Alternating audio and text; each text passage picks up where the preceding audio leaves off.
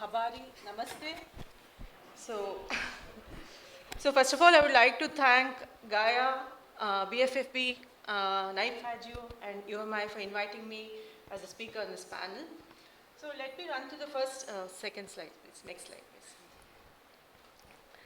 So let me give a quick introduction about the kind of work we do at Hasiru Dala.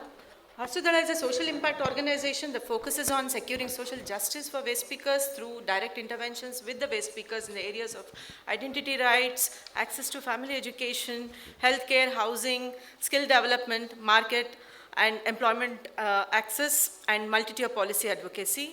It works on zero waste models and train waste pickers and integrates them. So we have been working in 18 cities, 2 states, 13 districts, 38 taluks. Should I be holding this? I'm sorry. Should I? Okay. Okay. This is. Okay. So 38 districts and 1 second, please. Yeah, okay. And 38 taluks and 64 villages across Karnataka and Andhra Pradesh. So our objectives have been to integrate waste pickers into mainstream and in the solid waste management sector and create predictable livelihoods, to enable access to social protection for all waste pickers, informal waste collectors and their families, to promote decentralized waste management system in collaboration with local government bodies. Next slide, please.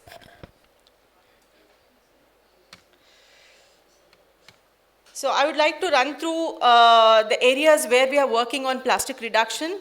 So we have piloted in one of the villages called as Nagawala. That's a Gram Panchayat, which is called as which is a village council, and we have tried to pilot to manage sanitary waste at Nagawala. And this was inaugurated by elected representatives and the government officials. And Hasiru Dala has taken the initiative to promote reusable menstrual products with other organizations in collaboration. So the first and foremost, we undertook a survey in these 5 villages to understand the number of menstruating women from the ages of 12 to 45. And Hasiru Dala staff, along with other other health workers, that is the ground functionaries in the villages, have been trying to collect basic information from each family in the village.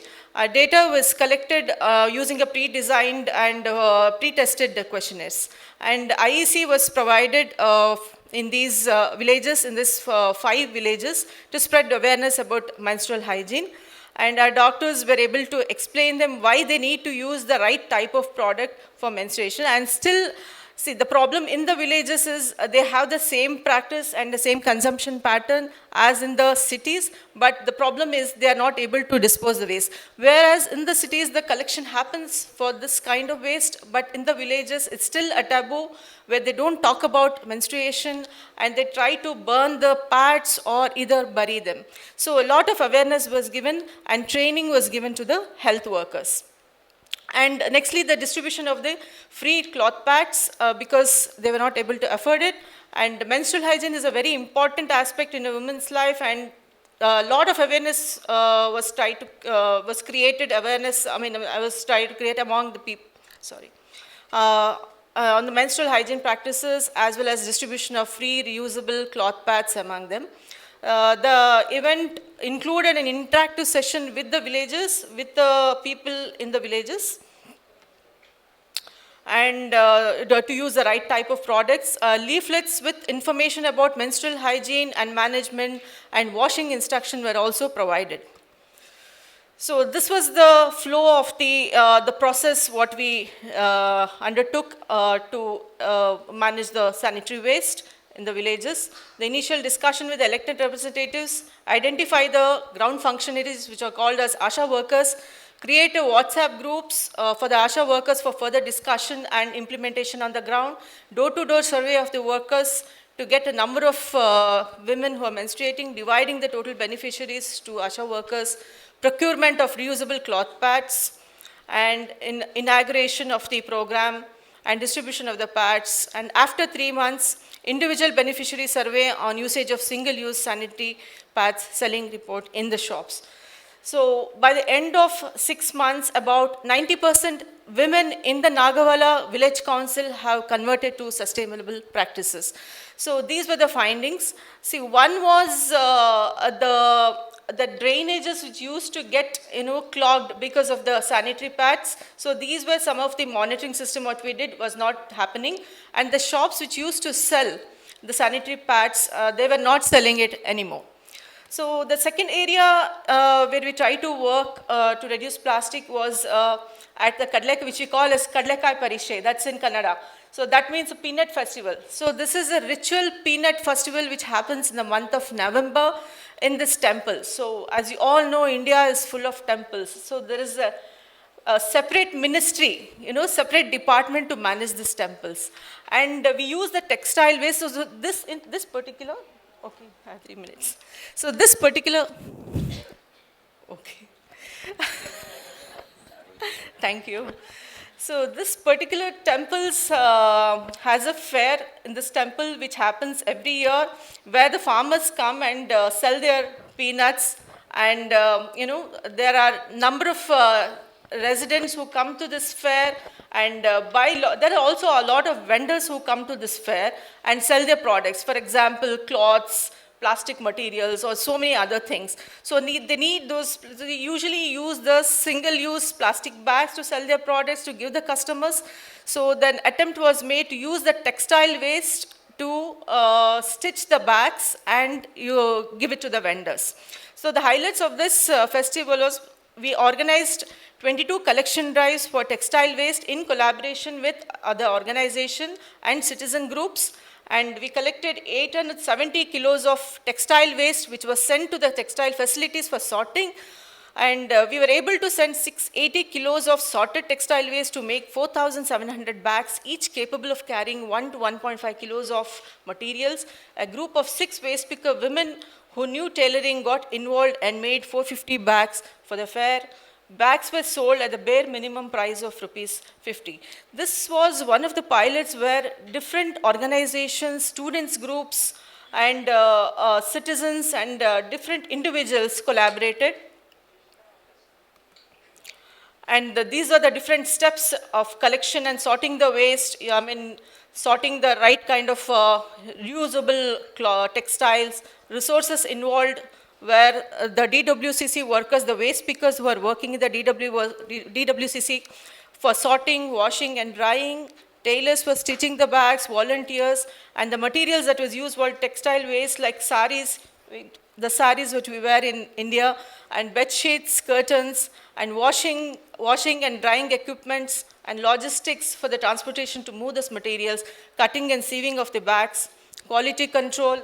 Sorry, next one, please. Yeah, quality control, method of distribution of sale of bags at the fair, and measurable impacts. The measurable impacts were environmental impact, reduction in textile waste through recycling and repurposing, leading to lower landfill usage, economic impact, creation of employment opportunities for the waste management workers and tailors, and social impact was promotion of sustainable practices and increased awareness about waste management among the public.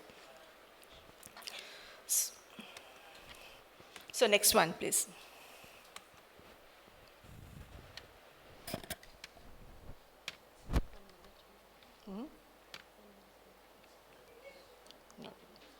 So as you can see in the picture, so this was a collaborative effort with the students, different citizen RW, that is resident welfare associations, and citizens who had come together. There were 1,000 other people who are also involved in this.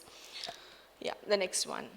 So lastly, I would like to talk about this Hasiru Habba, which we celebrate every year. This is a festival of the waste pickers where thousands of waste pickers gather once in a year to celebrate the work of the waste pickers. It reflects the dedication, support, and passion of the individuals and organizations who believe in our mission to improve the livelihoods of the waste pickers. Our aim has been, in this particular festival, our aim has been to reduce the usage of disposables or plastic. This year, the event was attended by 1,500 waste pickers and several guests and dignitaries. So as you can see, the event implemented several plastic reduction strategies. The stage was arranged with all reusable materials. For example, the banner, which we kind of reuse every year. which is reused every year. Glass tumblers were provided for water to the guests. Plants were gifted to the guests and dignitaries. Gifts were wrapped in a recyclable newspaper, but not the glittery and the non-recyclable kind. So these were some of the strategies. And the food stalls. So reusable steel plates brought from the plate bank. So we have this thing in Bangalore where we have plate banks in different locations.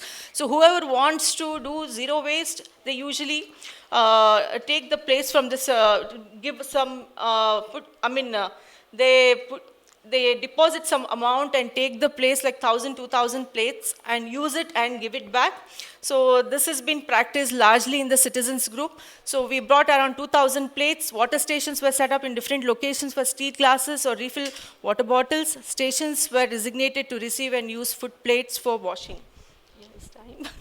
I think, yeah, the plates were cleaned and dried and sent back to the plate bank. And the attendants were supposed to give the usable plates and deposit them at these counters. So these are some of the strategies we adopted, and the food, the remaining food was also distributed in the low-income community to the poor people. So some of the, I would like to finish it by saying some of the impacts were the reduction of waste using reusable materials for storage reduced, and the amount of single-use decoration or glitter paper. Conservation resources by using steel cutlery to minimize the need for disposable cups and plates, conserving resources used and production and disposal of single-use items. Lower environmental pollution by diverting the disposables going to the landfill. Economic benefit would be cost saving by reducing waste, can lead to cost savings on purchase of disposable materials. And lastly, the health benefits, the hazardous, by using those hazardous, disposable materials. So we were using the steel plates and cutleries. Thank you so much.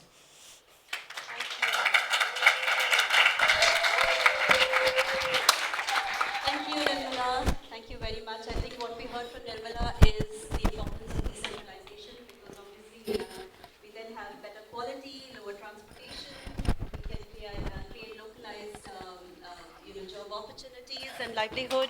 That apart, we are all, and she also talked us through about two events, which is killing two birds with one stone. The very fact that there was an event, people were going to look at using single-use plastic, but at the same time using that event to actually solve the textile waste problem. I think that's definitely an innovative example of, innovative example of solving the plastic pollution problem. Our next speaker is Juliette from Zero Waste France, who's going to talk to us about extended producer responsibility. Juliette, over to you.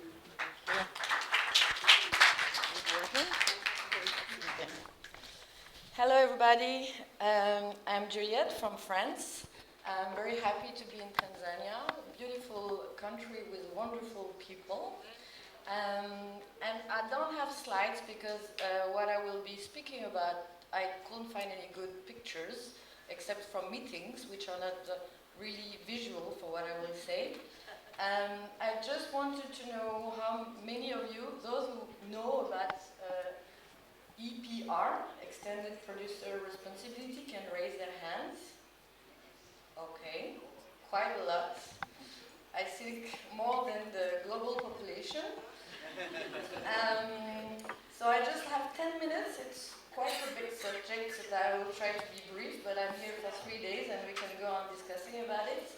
So the principle of EPR is that the producer must pay for the environmental impact and the costs of it. It's, for example, a soda company selling plastic bottles may pay for the packaging, collection and treatment. It's a very good principle, and in France it's been applied for decades, and it was to help the cities to cover the cost of waste management and thus citizens' money. Since the 90s we have EPR put in place, and for the last 4 years we have more and more EPR waste stream decided. And it's not only about collection and treatment, it's also about prevention. So it means that industries which are selling and distributing and producing products must have to take care of eco-conception of products. They are gathering all together into PROs, for those who know what it is. I'll not explain, but it's just that they are gathering all together. I forgot that, sorry. And they are paying all together, and they are setting targets, for example, for reuse and repair. And in France now we have 24 EPR, which is quite a lot to follow. So I'm working for Zero Waste France. We are an NGO part of Zero Waste Europe, which is part of GAIA and BFFP. And we are attending committees with a lot of industrial who are arguing and debating about how to implement those EPR. We are giving feedbacks and recommendations to help to prevent waste and to optimize collection and treatment. So it's mostly meetings, also with cities and solution provider and governments. And a few months ago, we published a report to do evaluation because we had many challenging questions about the efficiency and the fairness of the system. We get into deep figures, the one we could find, on 4 areas, on textile, electronics, packaging, and furniture. All of them are with plastics, which is related to our discussion now. And we also know that there is a lot of interest all around the world about this EPR system. So in a few minutes, I can share some challenges and recommendations. So first of all, we didn't reduce waste in France for the last decades, so the results is not good, and EPR was supposed to help that.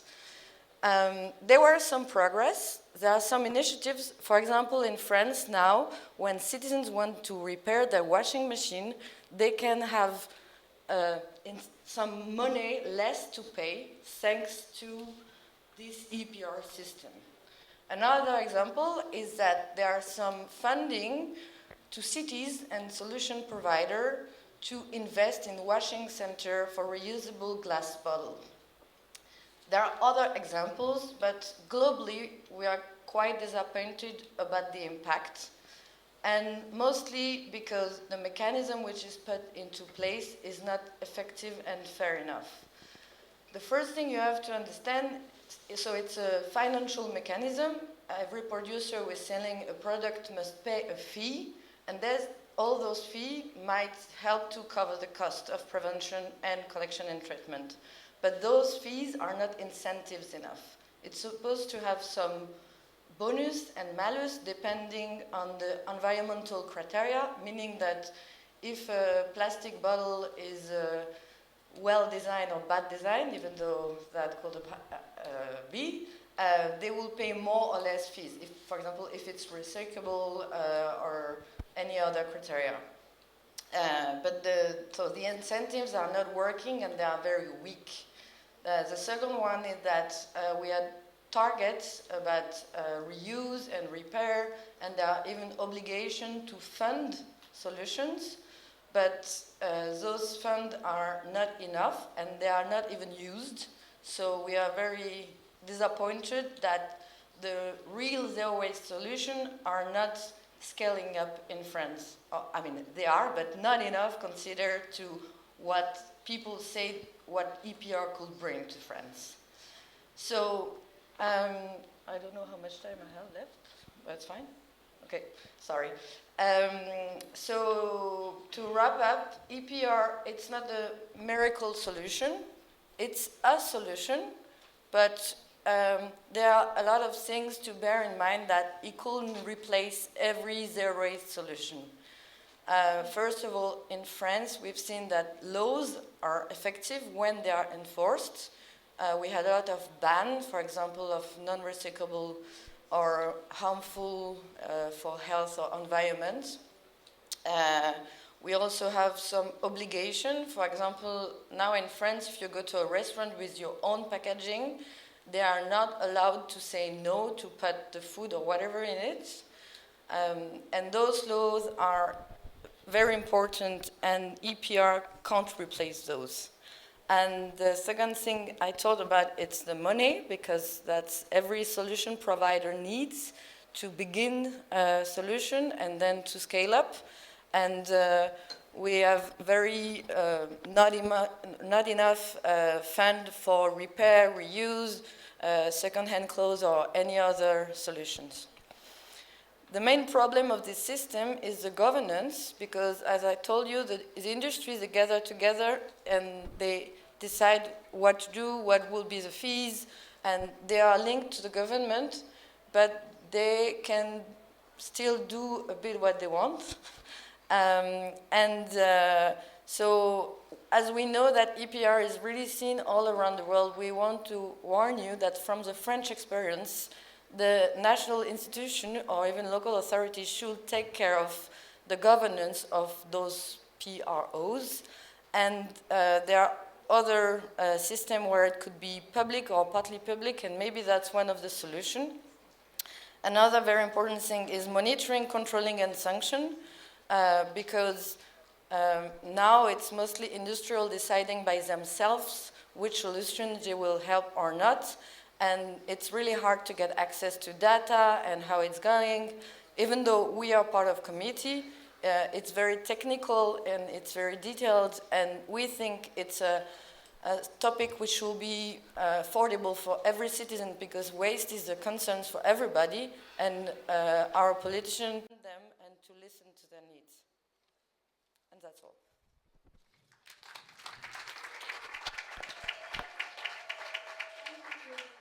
I think the lack of research and data is also very crucial in making EPR more effective.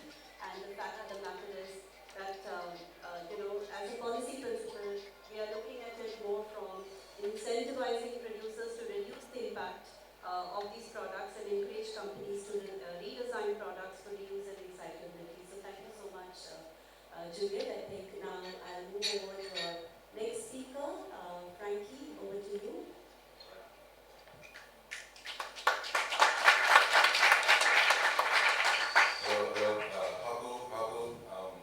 First and foremost, I want to thank the people and the spirits of these lands. Thank you for sharing your home, your food, your water with us all here today, and these beautiful lands and territories that I truly appreciate being here and sharing that space with all of you. We're taught traditionally to come into a place in the right way, in a respectful way. So with those teachings, I just say, Haku, thank you. For us, when it comes to, I think this is going in and out. For us, when it comes to indigenous peoples, land, water are not just resources. They are sacred, intertwined with our identity, our culture, our way of life. We are taught to live in balance, teaching that has been passed down from generation to generation. All right, I'll try to be short, because I know everyone had lunch and probably going to a food conference. So yeah, these teachings that are passed down, we're taught that in these teachings, that we're not separate from our environment. And every time we try to separate ourselves from the environment, is to justify the misuse and abuse of our environment, that we are one and the same with our environment.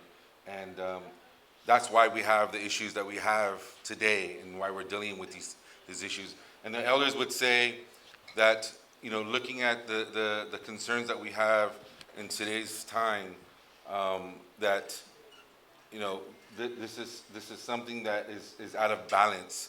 That we could talk about ecological impact, we could talk about environmentalism, we could talk about climate change and biodiversity loss, but really when it comes down to our connection to our environment and to all creation, it just means that we're out of balance. We're out of balance within this world, and it's up to us and to acknowledge the responsibilities that we have as human beings coexisting with our environment to put things back in balance. And so, you will see that, plastic pollution the production has drastically increased in the last 10 years. And it's a global crisis impacting every corner of the earth, from the deepest ocean trenches to the highest mountains. It's in the air, it's in the land, the water, it's in our food, it's in our bodies. You know, we're just in Ottawa, where they're saying the plastic was being found not just in our blood, not just in our organs, in our brains, and in the placentas of the women that are carrying and bringing the physical beings from the spirit world into the physical world, our life givers. That's being found in their first home, which is that placenta. And so, disproportionately being impacted, indigenous, black and brown, frontline, fence line communities, it's a human rights crisis caused by the greed of industry and governments. And I'll say it, and I don't have a problem saying it, because it's the truth. It's the greed. It's the greed of capitalism. It's the greed of control and power, and putting that before the well-being of the people, the health of our people. We have to stop sacrificing our communities. We got to stop sacrificing our next generation. My kids are not to be sacrificed. They're precious, the most beautiful thing in this world that I have the most absolute blessing and fortunate to be their father and to be in their lives and share my life with them. And we need to be able to stand up and speak our truth and say that, it's not just enough is enough. It's long past that. Our communities have been sacrificed for generations. And we have to be able to voice that and hold them accountable and responsible for those impacts in our communities. And, so in our communities that are disproportionately affected by the plastic pollution, it contaminates our traditional foods, it poisons our water sources, disrupts our ecosystems. The socio-cultural impact disrupts our traditional practices. Plastic waste interferes with traditional hunting, fishing, farming practices, which are critical to the cultural and spiritual life of indigenous communities. Sacred sites and cultural landscapes are desecrated by plastic, and has been. We look at this beautiful ocean. My wife and my daughter went walking out there, and early in the morning, and it was sad, to see how much plastic is washing up through the oceans. And what's impacting us here is impacting us back at my home, and vice versa. It's all interconnected, and we're all impacting each other in this way of life, and we have to understand that responsibility of keeping things in balance. It's sad because we're ocean people. The ocean, the water is the very essence of who we are as native peoples, as a people of the ocean. The waters, it fed us. It gave us what we needed to sustain ourselves. It was our currency. It was how we clothed ourselves. It's how we fed ourselves. We coexisted with the environment. We didn't try to dominate it. We didn't try to control it. We lived along with it. And so, some of our key demands as indigenous people in the Global Plastics Treaty is to recognize and respect indigenous people's rights and knowledge, include meaningful participation of indigenous peoples in decision making, and prioritize the protection of indigenous lands, waters, to ensure equitable access to resources and benefits. Now that's like the broad view, right? Because there's a whole, we can be here forever and talking about what needs to be done. But some of the more direct, asks is we want a global production cap, cuts and reduction immediately. It needs to be done. The problem isn't just at waste management. It's at extraction. It's at the root of what plastic production is, and that's fossil fuels. That is oil. That is extraction. It starts at extraction, along with chemicals being used from the extraction point. And we could talk about downstream, midstream, upstream. It's all one stream to my community, and it's impacting every single community during that stream, and we have to acknowledge that. We want protections for indigenous knowledge and rights, protection for planetary boundaries. We want polymers as part of the definition of plastics, a full life cycle approach that starts with the extraction of raw materials, true reuse, toxic-free refill systems to replace plastics, bans on all toxic chemicals. We don't need a database. We don't need more information. We already know what's killing human beings. We already know what's killing the environment. We just need bans, straight out. We don't need another database. My people in my community are not going to say, you know what, before I go shopping, let me look this database up on my phone and figure out which chemicals are in the products I'm about to buy so I don't contaminate myself. Let alone try to understand the terminology that's in that database, right? It's another tactic, it's another excuse. So we want a just transition for waste pickers and workers in informal and cooperative settings in the plastics chain that leads with safeguards for human health and the environment. Stop waste colonialism resulting from transboundary trade in plastic waste. Rejecting false solutions for waste management such as incineration, co-incineration, co-processing, chemical recycling, plastic credits, bioplastics, and biopolymers. All solutions must lead with safeguards for human health and the environment. If it doesn't, then we're just going from one extractive industry to another. Bottom line, there is no such thing as just transition right now if it's not leading with safeguards for human health and the environment. So, again, it comes down to indigenous knowledge. Our people have had it for a millennia, and we know what sustainable living is. We're environmental stewards. It's part of our culture. It's part of who we are. It's embedded in us. We're taught to leave a place better than the way that we found it. So our next generation has something to look forward to, not dread.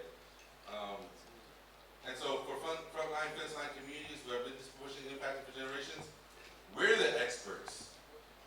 We, the front line, the most disproportionately impacted communities, we are the experts. Our knowledge is science, founded science. And we have to acknowledge that. We must integrate indigenous knowledge systems and practice in environmental conservation, sustainable agriculture, and resource management. Traditional ecological knowledge must be utilized for climate mitigation strategies. Has to. And again, we are the experts. We can tell you what has worked and what hasn't worked for generations in our communities. We have the solutions, not those that created the solutions, that created the problems in the first place. I remember being in Bonn, and one of our relatives from here in Africa got up and said, we didn't ask for this problem.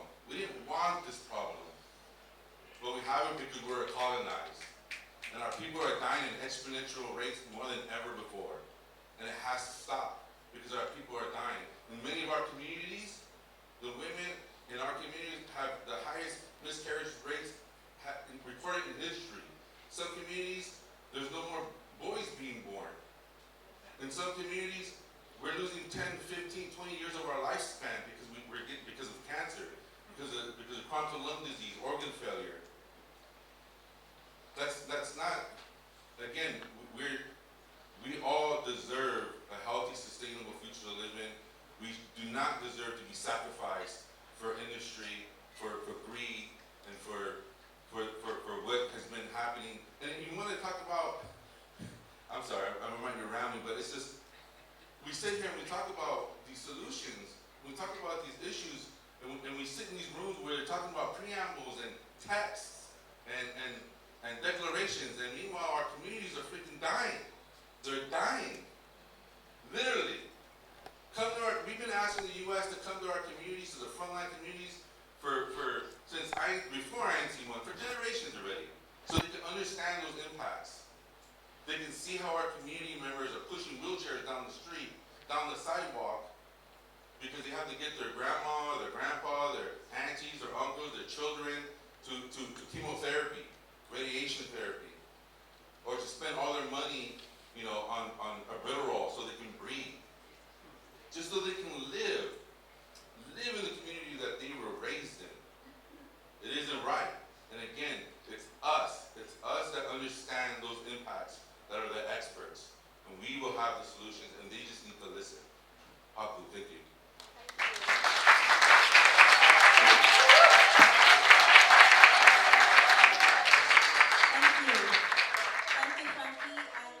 I think one of the things that Frankie just mentioned is how connected with water we are.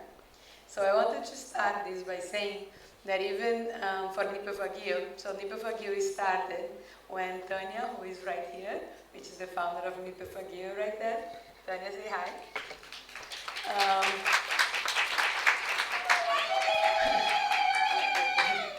Was driving in Dar es Salaam and realized that the rivers that we have were completely covered in plastics, and something needed to be done. More than 10 years later, now we are here and we are talking about zero waste implementation, and we are specifically now talking about plastics. So we are talking about how we can break free from plastics. If you think about it, it shouldn't actually be something that's difficult to do, because plastics have not been around for that long. I arrived in Tanzania 15 years ago, and I was living in the villages 15 years ago, and we didn't have that much plastic in the villages 15 years ago. We didn't even have the soda plastic bottles that we currently have. Everything was returnable at that point.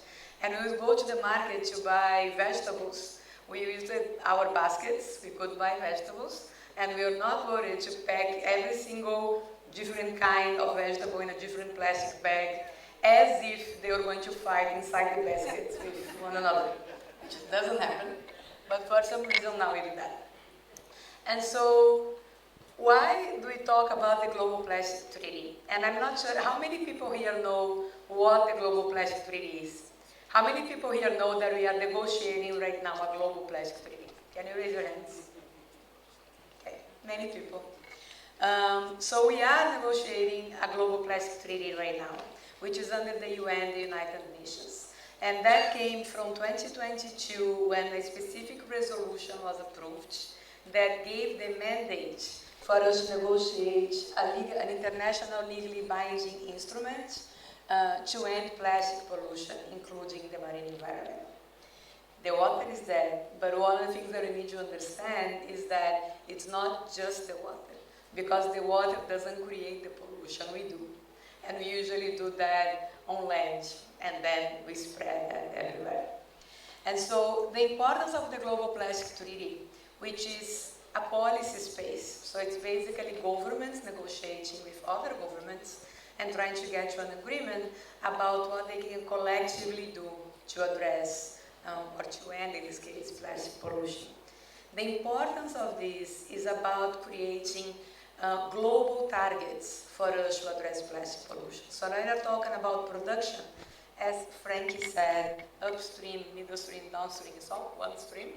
So when you talk about production, which is mandatory if you want to actually address plastic pollution, we need to actually think about how all governments in the world, or countries in the world, can agree about a global target and can work together toward that target. So we started this process back in 2022. We are currently going to the 5th round of negotiations in November, which is the 5th. It's supposed to be the last one, but may not be. All to get governments to agree that the problem that we have at hand is important enough for them to actually take action and change what we need to change, which is the system that we are currently living in. And so when we talk about the Global Plastic Treaty, what we are talking about is not how we can eliminate plastics and then replace plastics as a material with something else, so that in 20 years from now we are going to be sitting here again and talking about how we are going to eliminate this other material that we decided to use. That's not the goal. The goal is thinking about, okay, how can we actually create a system in which we produce, we consume, and we live, respecting our bodies, our health, the bodies and the health of our kids and our grandkids and the others that are going to come, and also of all the other beings that are in this planet with us, so that we, instead of caring so much about the plastic bag, we actually care more about our lives, our health, and the planet that we live in. So that's it from me. Thank you.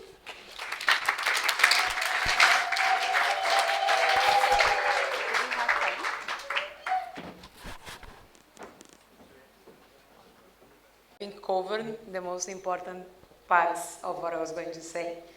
But I think one of the things that Frankie just mentioned is how connected with water we are.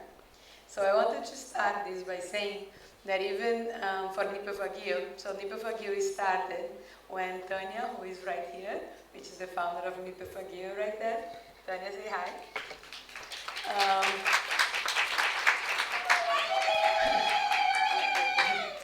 Was driving in Dar es Salaam and realized that the rivers that we have were completely covered in plastics. and something needed to be done.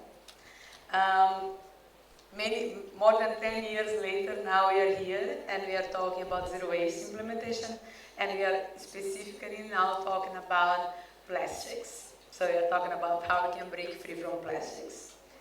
If you think about it, it shouldn't actually be something that difficult to do, because plastics have not been around for that long.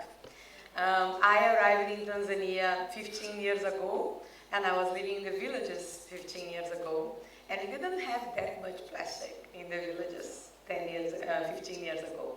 We didn't even have the soda plastic bottles that we currently have. Everything was returnable at that point. And we would go to the market to buy vegetables. We used our baskets, we could buy vegetables, and we were not worried to pack every single different kind of vegetable in a different plastic bag, as if they were going to fight inside the baskets with one another, which doesn't happen, but for some reason now we do that. And so, why do we talk about the Global Plastic Treaty? And I'm not sure, how many people here know what the Global Plastic Treaty is? How many people here know that we are negotiating right now a Global Plastic Treaty? Can you raise your hands? Okay, many people. So we are negotiating a Global Plastic Treaty right now, which is under the UN, the United Nations. And that came from 2022, when a specific resolution was approved that gave the mandate for us to negotiate an international legally binding instrument to end plastic pollution, including the marine environment. The water is there, but one of the things that we need to understand is that it's not just the water, because the water doesn't create the pollution, we do. And we usually do that on land, and then we spread that everywhere. And so the importance of the Global Plastic Treaty, which is a policy space, so it's basically governments negotiating with other governments and trying to get to an agreement about what they can collectively do to address, or to end, in this case, plastic pollution. The importance of this is about creating global targets for us to address plastic pollution. So now we're talking about production, as Frankie said, upstream, middle stream, downstream, is all one stream. So when you talk about production, which is mandatory if you want to actually address plastic pollution, we need to actually think about how all governments in the world, or countries in the world, can agree about a global target and can work together toward that target. So we started this process back in 2022. We are currently going to the 5th round of negotiations in November, which is the 5th. It's supposed to be the last one, but may not be. All to get governments to agree that the problem that we haven't had is important enough for them to actually take action and change what we need to change, which is the system that we are currently living in. And so when we talk about the Global Plastic Treaty, what we are talking about is not how we can eliminate plastics and then replace plastics as a material with something else, so that in 20 years from now we are going to be sitting here again and talking about how we are going to eliminate this other material that we decided to use. That's not the goal.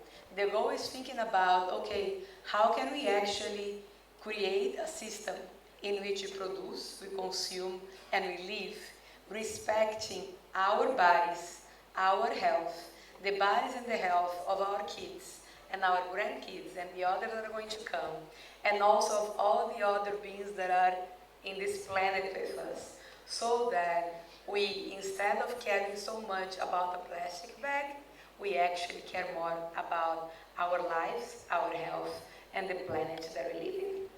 So that's it from me. Thank you.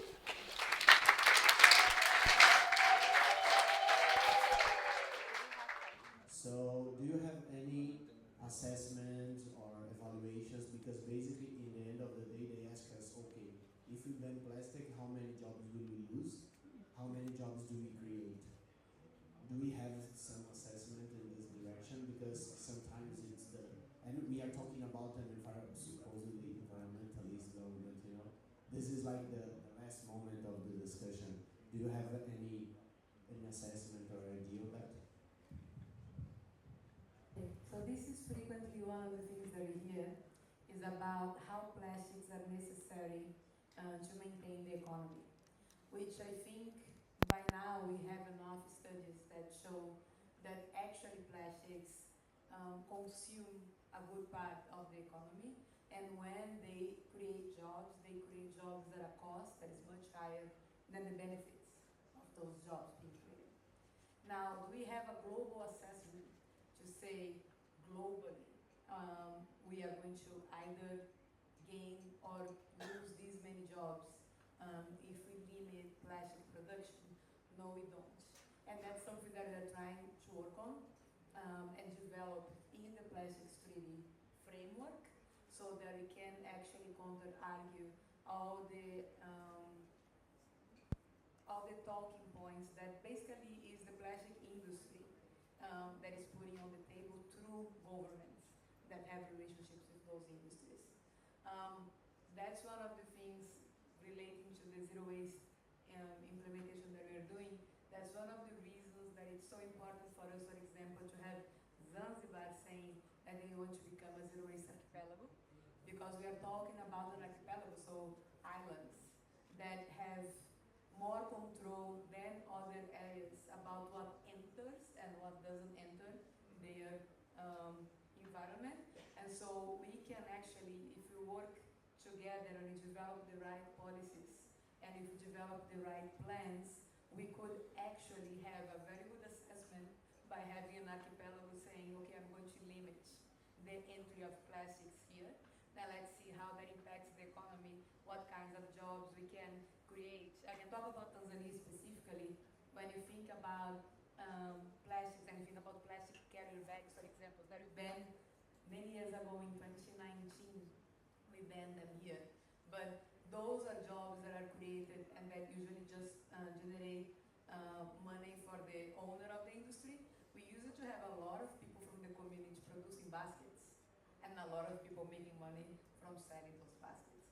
So if you have an archipelago like Zanzibar saying, okay, let's put the framework in place, let's actually work on the policies, and let's fully do zero waste implementation, we may have a very good example to show everyone that the plastic industry is not actually benefiting the economy, but is actually harming the economy and our lives in general.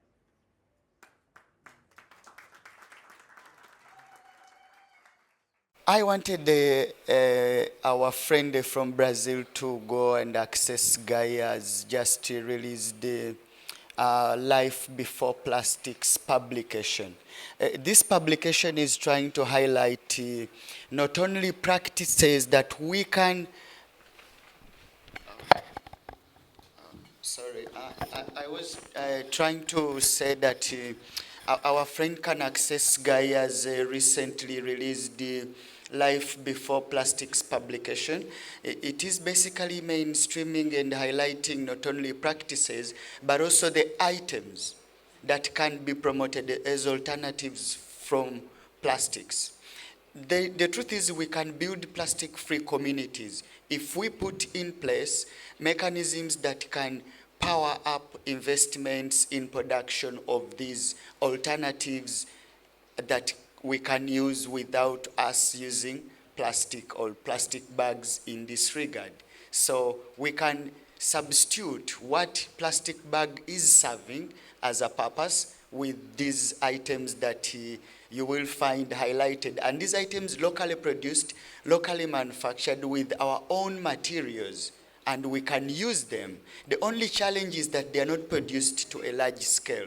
But if we can have governments put policies, if we can attract investments in mass production of these alternatives and maybe put available systems that can grow, support materials for production of these alternatives, then definitely we can break free from plastic. Thank you very much. There's a great book which is about a decade old called Should Trees Have Standing, which is about should the natural environment have legal rights independent of people or property, which has always been a great barrier. And it's a very thoughtful collection of essays around the legal rights of an environment, or an object in the environment. And I think a very good example of that from a place that I was born in New Zealand is the Whanganui River system in New Zealand, which was actually given 7 years ago legal personality, the first piece of environment that was given legal personality. So it does have an independent legal personality in courts. And I think this has been really transformative in everything that's done in the Whanganui River system and the iwi, or the Maori tribes that live beside that, because the river itself has a legal right to essentially live a healthy and clean life. And it's really been very transformative in terms of how businesses and communities have to exist alongside the river, because does have that legal personality. So I thought some of them you were talking about, particularly Arctic communities as well, that have been fighting for similar kinds of rights, are quite fascinating and really useful for us as environmentalists. Thank you. Yeah, I'd just like to add, like, so with your comment, like, the thing that makes that difficult is the fact that we continue to separate ourselves from the environment, right? Our elders would tell us that if you love your water, like you love your children or the loved one in your life, if you love the land, like you love those loved ones in your life, you don't want to harm the environment. You don't want to harm that air and that water, right? You want to nurture it, and that's the basic understanding of what it is to understand that we're not separate from it, and that the rights are equally are the rights for us as human beings to continue to exist in a healthy way, right? With that balance. It's that separation, that mentality of separating us from our environment is what the problem is. And I think that my uncle would say, if you want to fix all the problems that we have right now, fix it with love. Treat it with love, is what he would say. Question to Juliette about EPR. So EPR might be for sure a fund to help us cover the cost of management of plastic. But how can it, maybe you can repeat or emphasize, how can it rather also work upstream? How EPR can contribute to changing the design of our products so that we have better products on the market? Then I have 9 minutes to reply.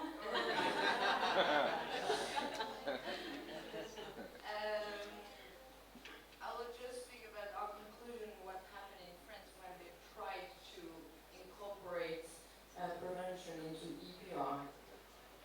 So our conclusion is that it's better to focus on legislation and banning and through global treaties, also national legislation, and even in cities, and restore the governance. Sorry, I'm just saying what I was saying, but to sum up, I will say that the way EPR is being implemented in France makes us believe that we can't fight upstream within the EPR, and therefore we need other mechanisms. We can organize EPR to be better representing waste pickers and workers and civil society and organize the waste which is here. But we think that legal banning, and the global treaty is a perfect example, is more important for prevention. It's a very big topic amongst most of the indigenous communities about ensuring that there's the rights for the environment, that we're supposed to be the voices of what can't speak for themselves, like the trees and the water, the air, the lands, from all the harm that's been caused, the degradation and pollution and the toxic pollution that's harming not just human life, but the very existence of who we are as human beings. Because if we continue down the path that we are right now, you know, without a healthy environment, we're not going to continue to exist, right? And we need to be able to put things in balance. So yes, there needs to be, you know, rights for the environment or rights of nature, whatever policies that come out to give the rights for their existence. In some spaces, those already exist, right? There's in some spaces where the rivers and the waters have a right to continue to thrive and not just hang on to trying to survive, right? And so I think that's an important conversation of how you implement that, because that's like, where's the accountability and the transparency of who is going to be the ones to manage that. And, you know, and I think this is where the discussion with nature-based solutions is kind of, you know, riding the fine lines between indigenous knowledge, because they have to, in that context, they would be taking away some of the responsibility and accountability to those communities and to indigenous peoples that have been trying to protect those life streams for a millennia, right? Like it's part of their culture, it's part of their. So we believe that the communities themselves and that reside in those spaces, that come from those spaces, should be the ones implementing those and ensuring that there's accountability and transparency with industry and government.